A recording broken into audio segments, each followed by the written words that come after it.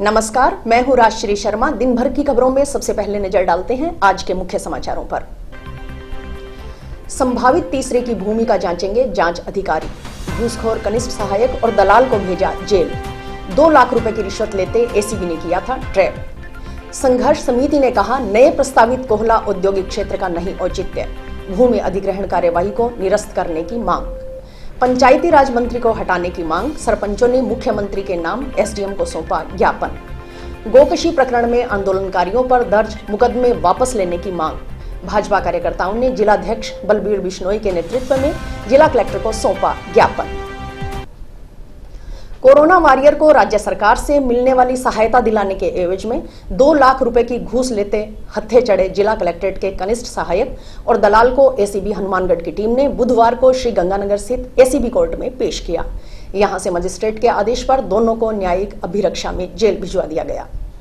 अधिकारियों कर्मचारियों की संलिप्तता का पता लगाया जाएगा। इसके बाद ही खुलासा होगा कि कनिष्ठ सहायक ने किसी अधिकारी के नाम पर रिश्वत की मांग की थी या नहीं। गौरतलब है कि एसीबी हनुमानगढ़ इकाई को परिवादी की ओर से शिकायत दी गई थी कि उसके पिता की मृत्यु होने पर कोरोना वॉरियर को राज्य सरकार की ओर से दी 50 लाख रुपए की सहायता राशि की फाइल को प्रोसेस कर स्वीकृत करवाने के एवज में कलेक्ट्रेट कार्यालय के सहायता विभाग के कनिष्ठ सहायक के पद पर पदस्थापित सुभाष स्वामी की ओर से कुल 5% कमीशन के रूप में 2,50,000 रुपए की रिश्वत राशि की मांग कर परेशान किया जा रहा है। इस पर एसीबी जयपुर के उप महानिरीक्षक पुलिस सवाई सिंह गोदारा के सुपरविजन में एसीबी हनुमानगढ़ इकाई के एएसपी तेजपाल सिंह के निर्देशन में शिकायत का सत्यापन किया गया। मंगलवार को पुलिस निरीक्षक सुभाष चंद और उनकी टीम की ओर से ट्रैप कार्रवाई करते हुए कनिष्ठ सहायक सुभाष स्वामी निवासी मकासर को उसके दलाल जगरूप निवासी जंडावाली के माध्यम से परिवादी से 2 लाख रुपए रिश्वत राशि लेते रंगे हाथों गिरफ्तार किया गया। एसीबी की टीम ने सबसे पहले कार सवार दलाल को लाल चौक के पास से 2 लाख रुपए की रिश्वत राशि सहित पकड़ा। उसके बाद कलेक्ट्रेट से कनिष्ठ सहायक को गिरफ्तार किया। इसके बाद एसीबी के उप महानिरीक्षक पुलिस सवाई सिंह गोदारा के निर्देशन में आरोपियों के निवास और अन्य ठिकानों की तलाशी शुरू की गई, जो देर रात तक जारी रही। एसीबी की ओर से मामले में भ्रष्टाचार निवारण अधिनियम के अंतर्गत प्रकरण दर्ज कर अनुसंधान किया जा रहा है। उधर एसीबी की कार्रवाई से कलेक्ट्रेट परिसर में हड़कंप मच गया। इस कार्रवाई के बाद यह चर्चा भी रही कि कनिष्ठ सहायक की ओर से किसी अधिकारी के नाम से रिश्वत मांगी गई होगी। ये हमारे पास एक परिवादी ने शिकायत की थी कि मेरे पिता की कोरोना से मृत्यु हुई है और राज्य सरकार ने उसका मुआवजे के लिए 50 लाख रुपए मुआवजा मिलना था, जिसकी फाइल लगाई और उसमें ये रसद विभाग सहायता विभाग वाले जो है वो उससे पैसे की मांग कर रहे थे। इस पे हमने वेरिफिकेशन कराया तो ये तथ्य सही निकले तथा कल हमने सहायता विभाग के बाबू है सुभाष और उसके दलाल जगरूप सिंह को 2 लाख रुपये की रिश्वत लेते हुए गिरफ्तार किया था, जिसको आज हमने न्यायालय में पेश किया है। इस संबंध में आईओ नियुक्त होगा और वो आगे जांच करेगा। भादरा तहसील के गांव चिड़िया गांधी में पिछले दिनों सामने आए गोकशी प्रकरण में आरोपियों की गिरफ्तारी की मांग को लेकर आंदोलन कर रहे ग्रामीणों पर दर्ज किए गए मुकदमे को अनुचित बताते हुए भारतीय जनता पार्टी ने इन मुकदमे को वापस लेने की मांग की है।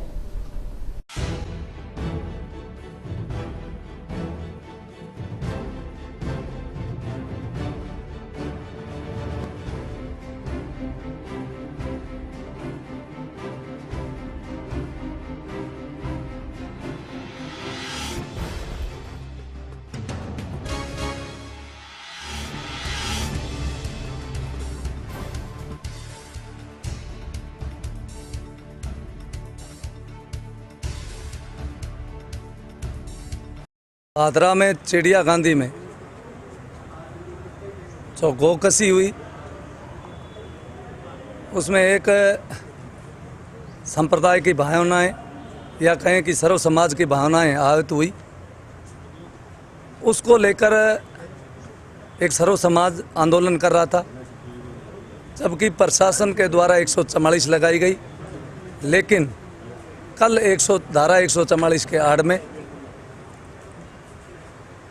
जो लोग सिर्फ आंदोलन कर रहे थे और मुलजिमों की जो एक मुलजिम बचा है उसकी गिरफ्तारी की मांग कर रहे थे, उसमें उनके खिलाफ कार्रवाई करना उचित नहीं है। यही मांग हमने एसपी साहब और कलेक्टर साहब से मांग की है कि जो लोग इसमें शामिल नहीं हैं और अनुचित धाराएं भी न लगाई जाए कि 144 की आड़ में अनुचित धाराएं लगाकर एक संप्रदाय को टारगेट करना उचित नहीं है। इसमें सर्व समाज के लोग शामिल थे। सर्व समाज के लोग मांग कर रहे थे कि भविष्य में भी घटना नहीं हो और जो मुलजिम बचे उनकी भी गिरफ्तारी हो। तो इस बात को लेकर हमने कलेक्टर साहब को ज्ञापन दिया है कि जो लोग सिर्फ इस प्रकरण में मुलजिम गिरफ्तारी की मांग कर रहे थे उनके खिलाफ कोई अनुचित कार्रवाई न की जाए। सर, आज माननीय जिला अध्यक्ष जी बलवीर भाई साहब बिश्नोई के नेतृत्व में हम जिला कलेक्टर साहब से मिले हैं और भादरा के अंदर जो भी प्रकरण चल रहा था उसमें धारा 144 की आड़ के अंदर जो कुछ निर्दोष लोगों पर अनुचित धाराएं लगाने का जो प्रशासन द्वारा प्रयास किया गया था, उसमें हमने जिला कलेक्टर महोदय से गुहार लगाई है कि कम से कम उन लोगों को निशानदेही करते हुए निर्दोष लोग जो हैं या जो जुवेनाइल जो हैं या जो नाबालिग बच्चे हैं, जाने अनजाने में अगर उन्होंने कुछ बोला है तो हमने एक मानवीयता के नाते इनसे गुहार लगाई है कि कम से कम इनको अनुचित धाराओं में न फंसाया जाए। और नेटबंद पर भी हमने इनसे निवेदन किया है कि बार बार इस तरीके के नेटबंदी करके आमजन को प्रताड़ित करने का कार्य सरकार तुरंत प्रभाव से बंद करे। चक 14 एसएसडब्ल्यू में प्रस्तावित नवीन कोहला औद्योगिक क्षेत्र की भूमि अधिग्रहण कार्यवाही को निरस्त करने की मांग को लेकर किसान भूमि अधिग्रहण संघर्ष समिति कोहला के सदस्यों ने बुधवार को जिला कलेक्टर को ज्ञापन सौंपा।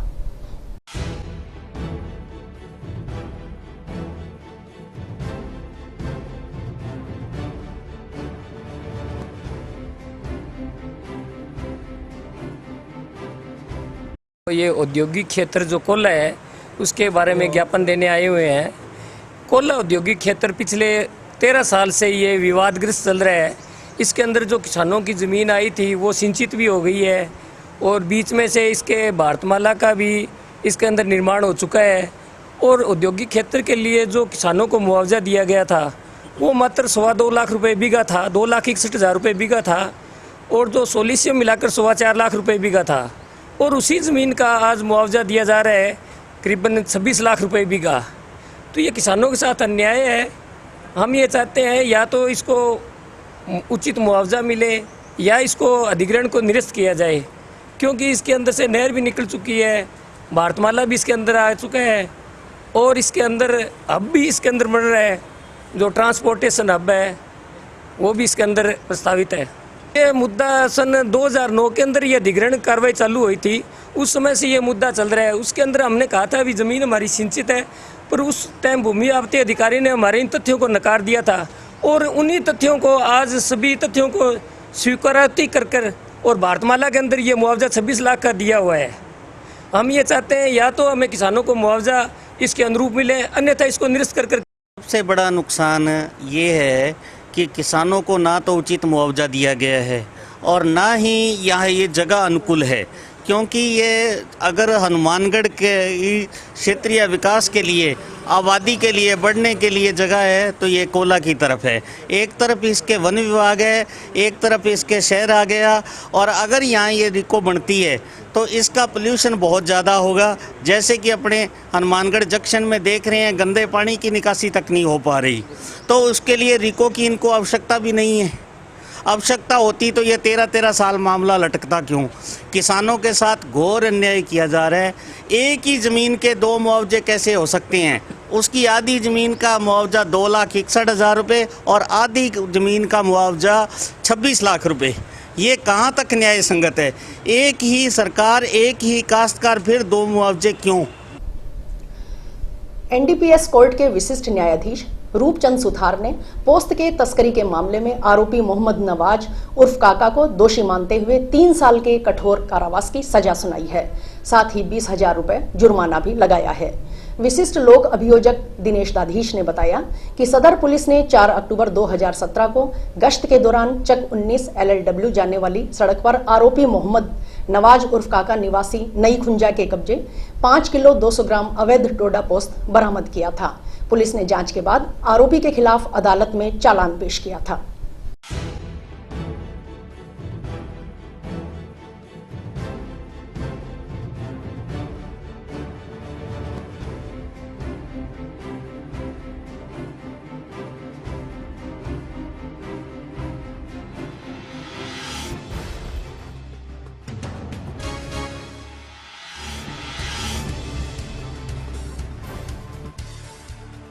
4/10/2017 को थानाधिकारी पुलिस थाना सदर गश्त के दौरान चक 19 LLW के रास्ते पर गश्त कर रहे थे तो एक व्यक्ति हाथ में प्लास्टिक का थैला लिए दिखाई दिया। उसे रोककर नाम पता पूछा तो उसने अपना नाम मोहम्मद नवाज उर्फ काका पुत्र माम अली निवासी नई खुंजा का होना बताया। और जब कट्टे को चेक किया तो उसमें जो पदार्थ भरा था वह अवैध डोडा पोस्त पाया गया, जिसका वज़न किया तो 5 किलो से अधिक का था। उसके विरुद्ध मुकदमा दर्ज कर अनुसंधान किया गया। बाद अनुसंधान चालान मान्य न्यायालय में प्रस्तुत किया। विचारण के दौरान अभियोजन पक्ष ने कुल 11 गवाह परीक्षित करवाए। इसके पश्चात दोनों पक्षों की सुनवाई हुई। सुनवाई के पश्चात आज माननीय न्यायालय ने मुलजिम को अवैध डोडा पोस्त बिना लाइसेंस परमिट अपने कब्जा में रखने बाबत धारा 8/15 NDPS एक्ट में दोषी माना और सजा के बिंदु पर सुनवाई करने के पश्चात आरोपी मोहम्मद नवाज उर्फ काका को 3 वर्ष का कठोर कारावास, 20,000 रुपये जुर्माना और अदम अदायगी 3 माह का कठोर कारावास अतिरिक्त भुगतने की सजा से दंडित किया है। टाउन में राजकीय जिला चिकित्सालय के नजदीक स्थित व्यापार मंडल कन्या महाविद्यालय के मुख्य द्वार का नींव पत्थर बुधवार को रखा गया। मुख्य द्वार का निर्माण हेमराज द्वारका प्रसाद फर्म के मालिक प्यारेलाल गोयल, विनोद गोयल व सुभाष गोयल की ओर से अपने पिता हेमराज गोयल व माता शांति देवी की स्मृति में करवाया जा रहा है। गोयल परिवार की ओर से मुख्य द्वार का नींव पत्थर रखा।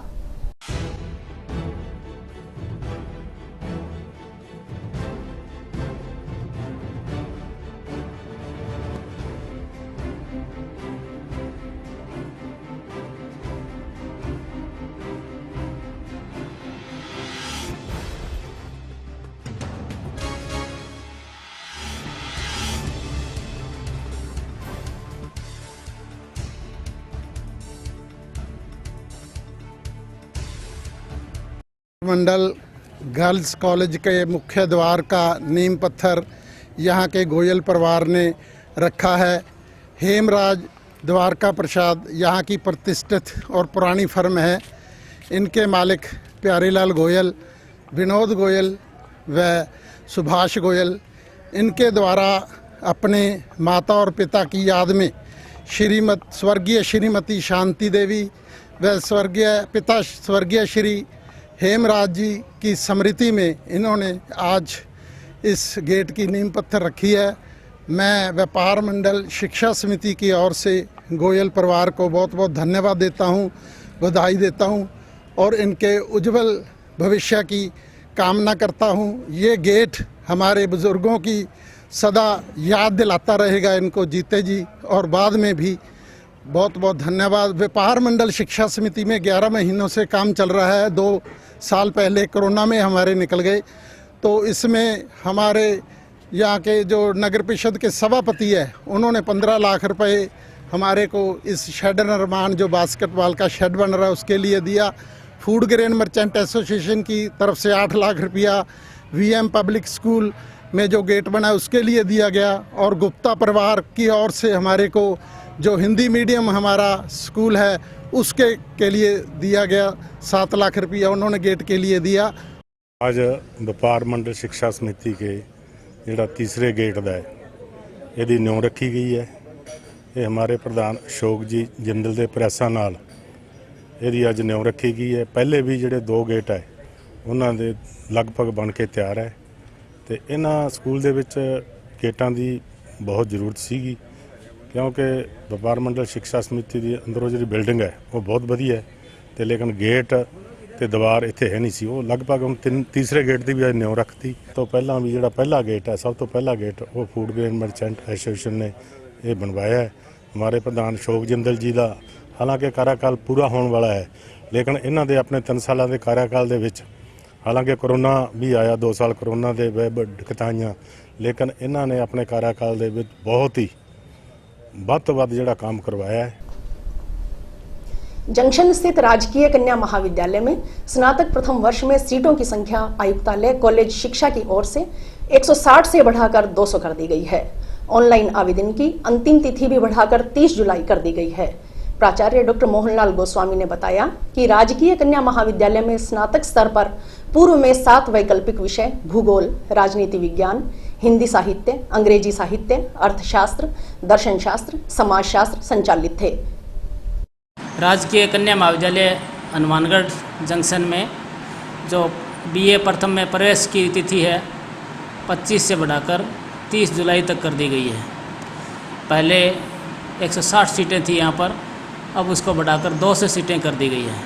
वर्तमान में महाविद्यालय में 8 वैकल्पिक विषय हैं: राजनीति विज्ञान, भूगोल, अर्थशास्त्र, समाजशास्त्र, दर्शन शास्त्र, हिंदी साहित्य और अंग्रेजी साहित्य। इसी सत्र में इतिहास नया सब्जेक्ट शुरू किया गया है और इसी सत्र में एमए में 3 सब्जेक्ट शुरू किए गए हैं: राजनीति विज्ञान, भूगोल और हिंदी साहित्य। जो विद्यार्थी बीए प्रथम वर्ष और द्वितीय वर्ष की परीक्षा दे चुके हैं वो बिना परीक्षा परिणाम का इंतजार किए आगामी वर्ष यानी आगामी क्लास की सेकेंड ईयर और फाइनल ईयर की फीस जमा करवा सकते हैं। इसके लिए 31 जुलाई लास्ट डेट है। विद्यार्थी जो एप्लीकेशन आईडी है सभी विद्यार्थियों को परिचय पत्र पर लिखी हुई है उस पर जाकर अपनी फ़ीस जमा करवा सकते हैं। जो बीए प्रथम वर्ष में प्रवेश होंगे उनके लिए 3 तारीख को मेरिट निकाली जाएगी। उसी के अनुसार जिनका मेरिट में नाम आएगा उन्हीं विद्यार्थियों को मोबाइल पर मैसेज चला जाएगा और महाविद्यालय में आकर भी नोटिस बोर्ड पर देख सकते हैं। 3 से 10 तारीख तक वो ई मित्र पर फीस जमा करवा सकते हैं, परंतु इससे पहले डॉक्यूमेंट्स वेरिफिकेशन के लिए कॉलेज आना पड़ेगा, जिसमें 10वीं 12वीं की मार्कशीट, जाति प्रमाण पत्र, TCCC लेकर महाविद्यालय में वो जमा करवानी पड़ेगी। गांव उत्तम सिंह वाला के एक किसान ने पंजाब नेशनल बैंक शाखा पक्का सारणा के अधिकारियों कर्मचारियों पर उसके KCC खाते से करीब 2 लाख रुपए निकाल गबन करने का आरोप लगाया है। बुधवार को पीड़ित किसान ने जिला कलेक्टर व जिला पुलिस अधीक्षक को लिखित शिकायत कर गबन मामले की जांच कर बैंक कर्मियों के खिलाफ कार्रवाई करने की मांग की।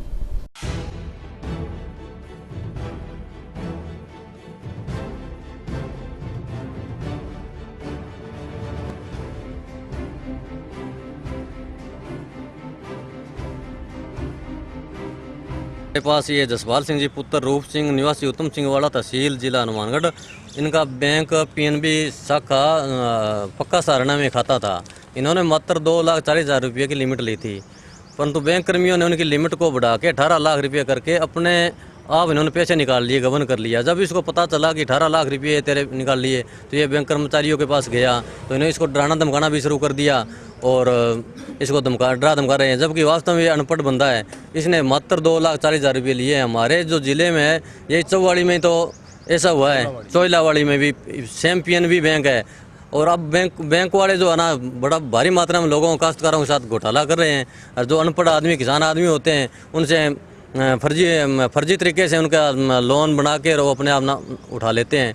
यही प्रकरण सामने आया है। इसकी हम श्रीमान जिला कलेक्टर साहब महोदय को सामने इसका आवेदन लेके आए हैं और कलेक्टर साहब से इसकी गुहार लगाएंगे और इस मामले को ऊपर तक लेके जाएंगे। भी 2 लाख रुपया 2,40,000 रुपया ਚੱਕਿਆ ਸੀਗਾ।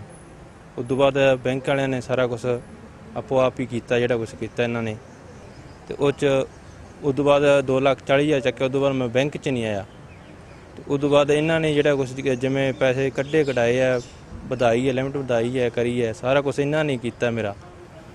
ਤੇ ਮੈਂ ਹੁਣ ਜਦੋਂ ਮਨ ਵੀ ਨੋਟਿਸ ਕੱਢਿਆ ਇਹਨਾਂ ਨੇ ਬੈਂਕ ਦਾ 18 ਲੱਖ ਰੁਪਇਆ, ਉਦੋਂ ਮੇਰੇ ਕੋਲੇ ਗਏ ਆ। ਪਹਿਲਾਂ ਇਹਨਾਂ ਨੇ ਕਿਤੇ ਮੈਨੂੰ ਵਿਆਜ ਦਾ ਨਹੀਂ ਆਖਿਆ, ਕੁਝ ਵੀ ਨਹੀਂ ਆਖਿਆ ਵੀ ਭਰੋ ਨਾ ਭਰੋ। और अभी वक्त है एक ब्रेक का।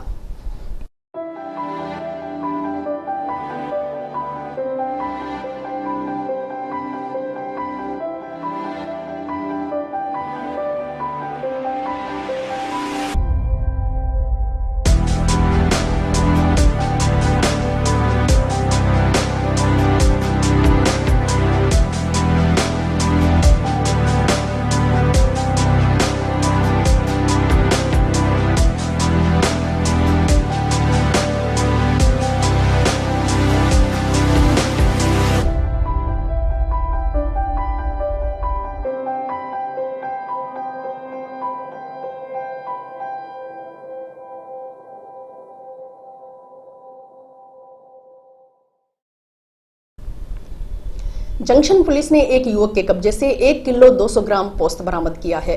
मामला दर्ज कर जांच सदर थाना पुलिस को सौंपी गई है। जानकारी के अनुसार जंक्शन थाना के एसआई मांगूराम के नेतृत्व में गश्त कर रही पुलिस टीम ने मंगलवार रात्रि को पुलकित स्कूल के पास कार्रवाई करते हुए एक जने के कब्जे से प्लास्टिक के लिफाफे में भरा 1 किलो 200 ग्राम डोडा पोस्त बरामद किया। मौके से गुरजोत सिंह निवासी श्री विजयनगर हाल हाउसिंग बोर्ड हनुमानगढ़ जंक्शन को गिरफ्तार किया।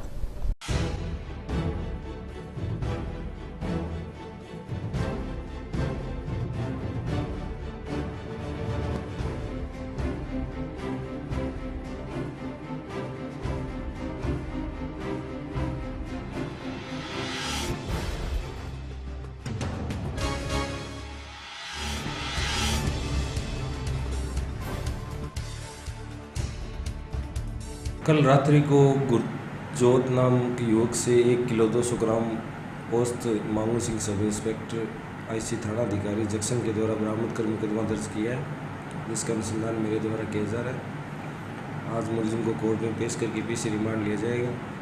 प्रथम दृष्टया किसी ट्रक वाले से लेना सामने आया है, ट्रक वाले की पहचान की जाएगी। आगे ये खुद कंज्यूम करता है या आगे सप्लाई करता है, इसके संबंध में भी अनुसंधान किया जाएगा। पंचायती राज मंत्री रमेश मीणा के खिलाफ सरपंच संघ लामबंद हो गया है। समझौते को लागू नहीं करने, सरपंचों को भ्रष्ट करने से नाराज क्षेत्र के सरपंचों ने पंचायती राज मंत्री रमेश मीणा को हटाने की मांग को लेकर बुधवार को मुख्यमंत्री के पास उपखंड अधिकारी को ज्ञापन सौंपा। इस मौके पर सरपंच यूनियन संघ के ब्लॉक अध्यक्ष व ग्राम पंचायत गुरुसर सरपंच रामेश्वर लाल कड़ेला ने कहा कि पंचायत राज मंत्री ने जो समझौता हुआ उसे लागू नहीं कर गलत किया है। पंचायती राज मंत्री रमेश लाल मीणा राजस्थान के सरपंच संघ व सरपंचों को भ्रष्ट बता रहे हैं।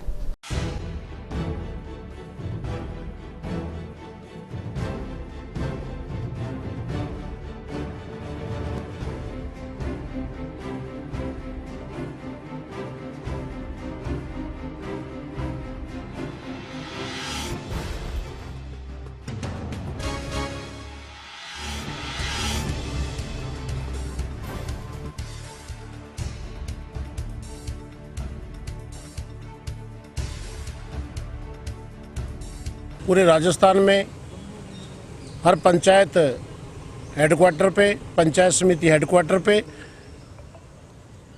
सभी एसडीएम साहब को ब्लॉक अध्यक्षों ने सरपंचों को साथ लेके स्टेट गवर्नमेंट के पंचायती राज मंत्री रमेश जी मीणा, जिन्होंने सरपंचों के खिलाफ किया है, सरपंचों को भ्रष्ट बताया है, उनके खिलाफ प्रस्ताव लेके सभी ने उनको पंचायती राज मंत्रिमंडल से हटाने के लिए मुख्यमंत्री के नाम पूरे राजस्थान में उपखंड अधिकारियों को ज्ञापन दिया है, ताकि सरकार की आंख खुले कि सरकार के अंदर बैठे हुए उनके खुद कैबिनेट मंत्री जो भ्रष्टाचार से लिप्त है और निचले पायदान में बैठे सरपंचों साथियों को, सभी सरपंचों को भ्रष्ट बता रहे हैं, जो सरकार की योजनाओं को एक एक करके निचले पायदान पर चालू करके और सरकार की मंशा को पूरा करते हैं, सरकार के काम को रोड पे लाते हैं, सरकार के काम को जनता के बीच में लेके जाते हैं, उनको ये चोर बता रहे हैं मंत्री जयपुर बैठे हुए। हम सभी राजस्थान के सरपंच संघ, ब्लॉक अध्यक्ष, प्रदेश अध्यक्ष इसकी निंदा करते हैं। रमेश जी मीणा को पंचायती राज से जब तक नहीं हटाएंगे मंत्रिमंडल से, तब तक ये आंदोलन जारी रहेगा। आज सभी पंचायत हेडक्वार्टर पर जो मीटिंगें थी, उनको सब मीटिंगों को हमने बहिष्कार किया है और 1 तारीख को हम हर जिला परिषद में सभी सरपंच इकट्ठे होके आगे की रूपरेखा के लिए तैयारी करेंगे। उसमें क्या गवर्नमेंट निर्णय लेती है उसके प्रति सोच के उनको बताएंगे। और 5 तारीख को हम पूरे प्रदेश के सरपंच इकट्ठे होके, ब्लॉक अध्यक्ष इकट्ठे होके जयपुर में रमेश मीणा जी मंत्री के खिलाफ सीएम से मिलेंगे। अगर वो कोई निर्णय लेते हैं तो ठीक है, अन्यथा अनिश्चित काल तक ये धरना जयपुर में जारी रहेगा। और हम सब कंधे से कंधा मिला के इस सरकार के भ्रष्ट मंत्री को हटा के उस पद से, उसके बाद ही हम अपनी पंचायतों में सुचारू रूप से काम करेंगे। ग्राम पंचायतों में विकास कार्य करवाने में आड़े आ रही समस्याओं के समाधान की मांग को लेकर बुधवार को सरपंच एसोसिएशन संगरिया के बैनर तले संगरिया तहसील की ग्राम पंचायतों के सरपंचों ने जिला कलेक्टर को ज्ञापन सौंपा। एसोसिएशन की संगरिया तहसील अध्यक्ष सिमरतजीत कौर के नेतृत्व में जिला कलेक्टर से मिले सरपंचों ने बताया कि हनुमानगढ़ श्री गंगानगर जिलों में अधिकतर लोग ढाणियों में निवास करते हैं। ढाणियों में आने जाने वाले ग्रामीणों व स्कूल के बच्चों को भारी परेशानी का सामना करना पड़ता है।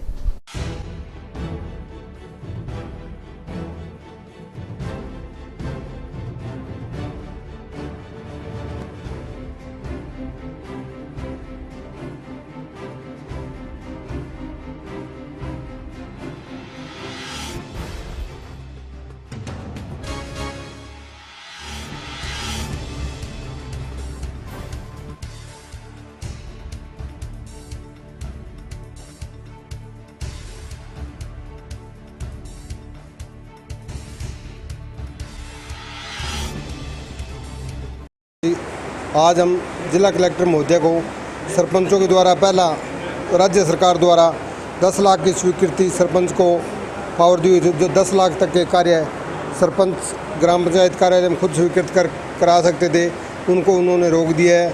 आज सरपंच को 5 लाख की स्वीकृति प्रदान करने की अनुमति दी जाती है। 10 लाख से कार्य करवाते हैं तो उसके टेंडर किए जाते हैं। बार बार टेंडर करने की प्रक्रिया में सरपंच को और ग्राम पंचायत को असुविधा होती है और ठेकेदार अच्छी तरीके से काम भी नहीं करते।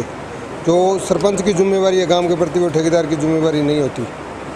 और जो हमारे गांव के अंदर ढाणियों के अंदर लोग बसे हुए हैं, गांव में आबादी की जगह नहीं होने की वजह से उनके कच्चे रास्ते हैं, उनके बच्चों की पढ़ाई की दिक्कत आती है।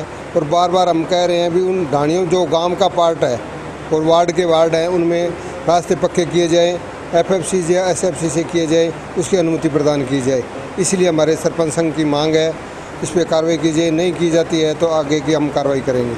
और इसी के साथ समाचार समाप्त हुए। रोजाना देखते रहिए समाचार। नमस्कार।